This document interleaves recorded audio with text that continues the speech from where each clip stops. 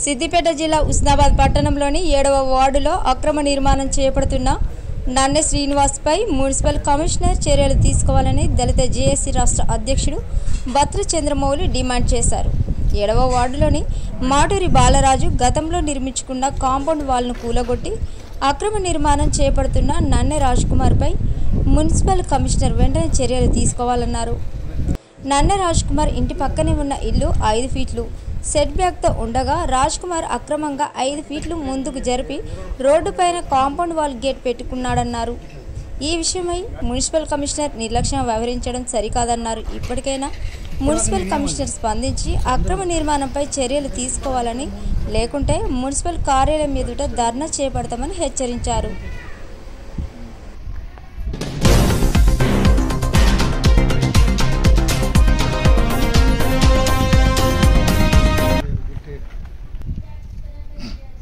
ఏడో వార్డులో మరి మాటూరు బాలరాజు గారి పక్కన కాంపౌండ్ వాల్ పెట్టుకుంటే కూలగొట్టిన కుమార్పై వెంటనే చట్టపరమైన చర్య తీసుకోవాలి.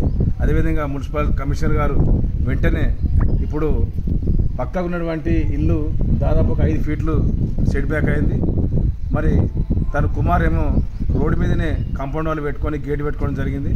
వెంటనే వాటిపై చర్య తీసుకోకపోతే మా దళిత సంఘాల ఆధ్వర్యంలో మరి మున్సిపల్ ఆఫీస్ ముందు ధర్నా చేస్తామని డిమాండ్ చేస్తున్నాం. వెంటనే తొలగించాలి. నన్నె రాజు అనే వ్యక్తి అక్రమంగా 7వ వార్డులో రోడ్డు ముందుకు వచ్చి గేటు పెట్టడం జరుగుతుంది. దీన్ని తొలగించకపోతే మేము కమిషనరేట్ పరిధిలో ధర్నా చేయడం జరుగుతుంది. కమిషనర్ గారు నిర్లక్ష్యం వహిస్తున్నారు. గతంలో కూడా పెద్ద మనుషుల సమక్షంలో తీర్మానాలు జరిగినాయి. అటు తీర్మానాన్ని కూడా ఆయన వ్యతిరేకిస్తున్నాడు. కాబట్టి వెంటనే నిలిపివేసి ఈ అక్రమాన్ని తొలగించాలని కమిషనర్ గారికి విజ్ఞప్తి చేస్తుంది.